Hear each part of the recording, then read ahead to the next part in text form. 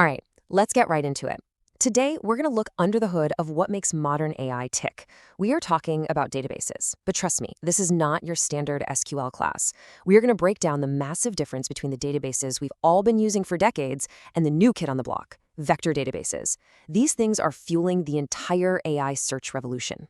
So, let's kick things off with the one question that really gets to the heart of it.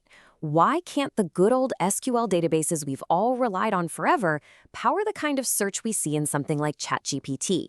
You know, that search that just gets what you mean. And honestly, the answer is way simpler than you think. It's because traditional databases are built to search for exact keywords, but modern AI, it needs to search for meaning. And that one little difference, well, it changes absolutely everything. Okay, so first up, let's take a closer look at how traditional databases actually work, and more importantly, where they start to stumble when AI enters the picture. Think about the classics, right? MySQL, PostgreSQL, even something like MongoDB. They are masters of organization. Everything is stored in these neat, tidy tables with rows and columns. And to find something, you have to be super specific. Use a structured query like SQL to say, hey, go find me exactly this. It's rigid, it's structured, and for the job it was built for, it's perfect. And that really is their superpower, absolute laser-focused precision with structured, predictable data. If you need to find a specific user ID, an exact order number, or a transaction, nothing on earth beats a traditional database for its speed and its accuracy. But, and this is a big but, here's the catch. What happens when the thing you're looking for isn't a tidy game or a number? What happens when you're searching for a fuzzy concept, an idea, a vibe? Yeah, this is where that super rigid structure starts to fall apart. So let's use a real-world example. Imagine you're building a job search site. A developer comes along and types in AI engineer. Now, think about it. They're not just looking for those two exact words side by side, are they? They're looking for a concept. So what happens if the perfect job for them is out there, but the title is machine learning developer? Well, a traditional database looks at the keywords, sees they don't match, and comes back with nothing, zilch. It completely fails to see that the meaning behind those two titles is pretty much identical. And this, right here, is the semantic search problem. And this is where our hero enters the story. Say hello to vector databases. They are a totally new way of thinking, built from the ground up specifically for the world of AI.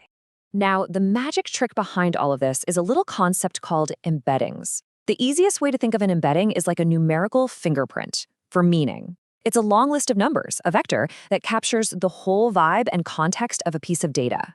And the crazy part is, you can turn anything into an embedding. A word, a whole document, a picture, even a song can be converted into this rich numerical representation. So instead of storing raw text in tables, vector databases like Pinecone or Weaviate store these numerical embeddings.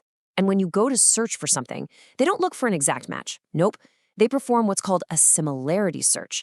They use math to find the other vectors, and therefore the other concepts, that are closest to what you're asking for. Okay, so talk is cheap. Let's put these two systems side by side and really see the difference in action.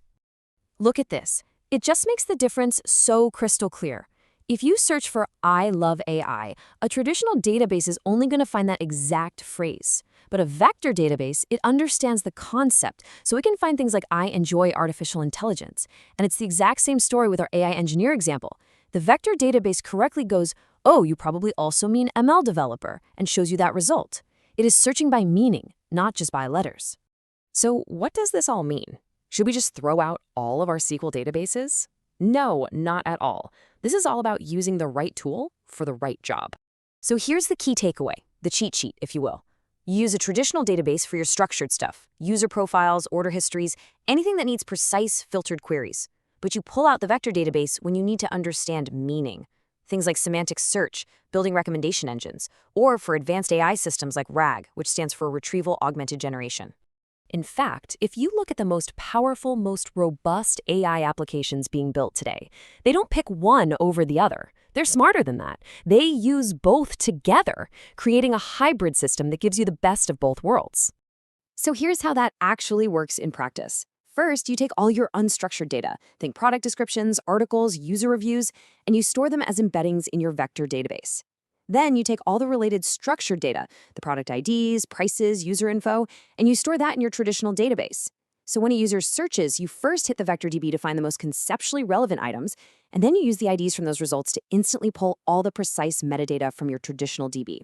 It's this beautiful dance between meaning-based search and structured, factual data. So if you're going to remember one thing from all this, let it be this simple analogy. A traditional database is like using the index at the back of a textbook. It's great for finding exact keywords. A vector database? That's like asking a librarian to find you books about a certain topic. One gives you keywords, the other gives you meaning. And that right there, that fundamental ability to search by meaning, is exactly why vector databases have become the silent, powerful engine behind so much of modern AI. They let machines finally understand context and nuance in a way we just couldn't do before. And the real question now is, what incredible things are we going to build with this new power?